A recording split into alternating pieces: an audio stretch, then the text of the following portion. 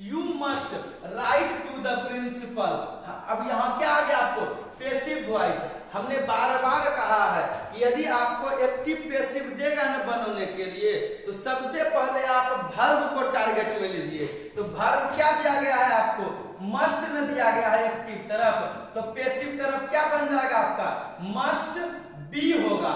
जानते हैं क्या है, कि एक बगल यदि ऑक्सिलरी वर्ब रहता है ना एक्टिव के तरफ, ठीक ना, एक्टिव के तरफ यदि ऑक्सिलरी वर्ब है, तो पैसिव के तरफ याद रखिएगा यह बात कि ऑक्सिलरी वर्ब के साथ में ना बी जोड़ करके वर्ब का तीसरा रूप लगाते हैं, ठीक ना, बी जोड़ करके ना वर्ब का तीसरा रूप लगाते हैं। तो खोजिए कहाँ है मस्ट बी, इसमें विल दिया है, इसमें मस्ट बी दिया है, ये भी आपका कट गया और यह भी आपका कट गया, तो मस्ट बी किसमें था, इसी में ना, इसीलिए इसका आंसर में क्या होगा मेरा, बी हो, बी नंबर में होगा।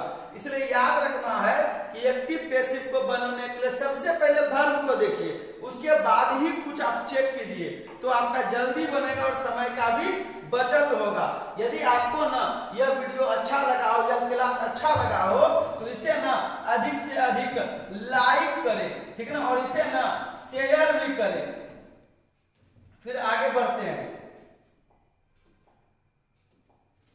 सी dash the mail last week, यहां पर क्या दिया गया है आपको, देखिए यहां पे क्या दिया है, याद रखिएगा, यहां पर कौन सा वर्ड है आपका, लास्ट है ना, तो ध्यान में रखिएगा, यदि लास्ट वर्ड दे दे, एगो वर्ड दे दे, यस्टरडे दे दे, ठीक ना, या फिर कोई भी बेक डेट दे दे, बेक डेट मतलब समझे, जैसे 2019 दे देगा, 1915 दे देगा, 2015 दे देगा, etc, यह सब क्या होता है मेरा, बेक डेट होता है। क्या होता है यह मेरा, बेक डेट होता है, ठीक ना, तो बेक डेट जैसे ही देगा ना, तो उसमें आप वर्ब का दूसरा रूप लगाइएगा। कौन सा रूप लगाइएगा, वर्ब का दूसरा रूप लगाइएगा। तो सी डैश में द मेल लास्ट वीक, यह आपका क्या है, वर्ब का पांचवा है, वर्ब का पहला है, वर्ब का तीसरा है, वर्ब का दूसरा है। तो मेरा आंसर क्या हो गया, मेरा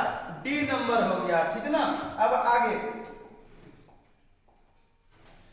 विवेक रिपेंटेड, याद रखिएगा कि रिपेंट का ना हिंदी क्या होता है, पछताना होता है। क्या होता है, पछताना।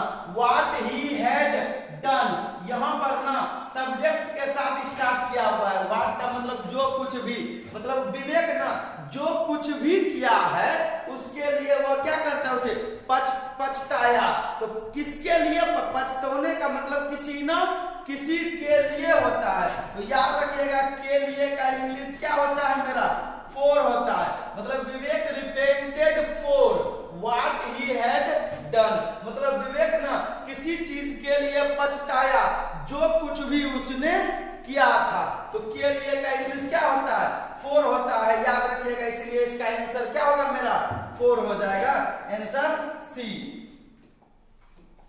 How can I get to, अब यहां पर देखिए किसी खास होटल का नाम दे दिया ना, तो निश्चित हो गया किसी खास होटल का नाम देने से क्या हो जाता है मेरा, यह डिफिनिट नाउन हो गया।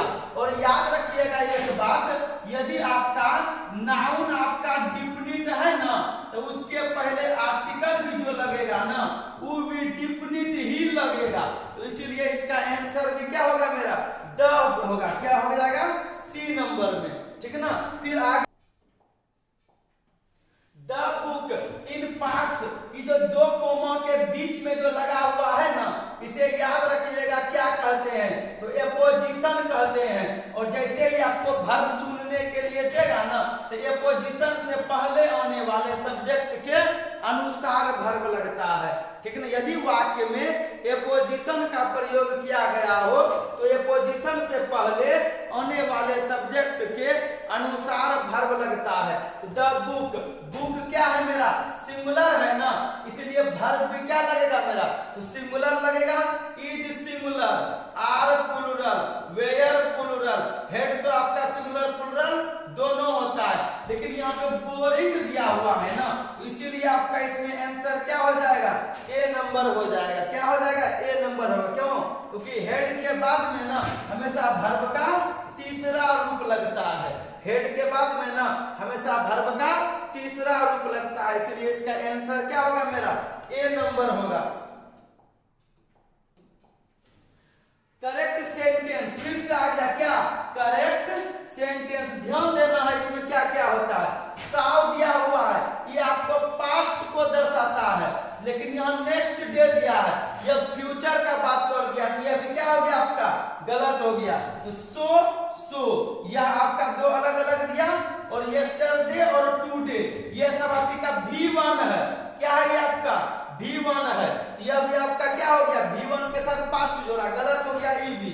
फिर उसके V1 के साथ टुडे जोड़ दिया, ये भी क्या हो गया गलत। लेकिन यह भी देखिए साव भी आपका क्या है पास्ट होता है, और यस्टरडे भी आपका क्या है पास्ट होता है ना। तो इसीलिए इसका आंसर क्या होगा मेरा डी होगा, क्योंकि जो उसने पास्ट में किया था कौन भी कब होगा उसका पास्ट में ही न होगा ना, इसलिए आंसर क्या होगा इसका डी होगा।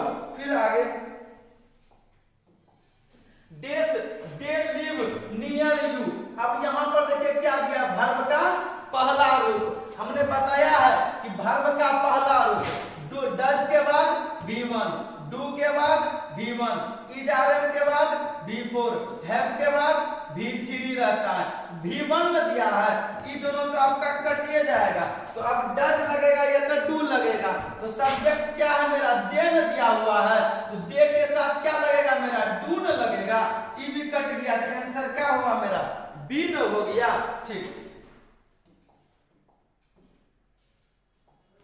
आई डेस हिम 2 years ago।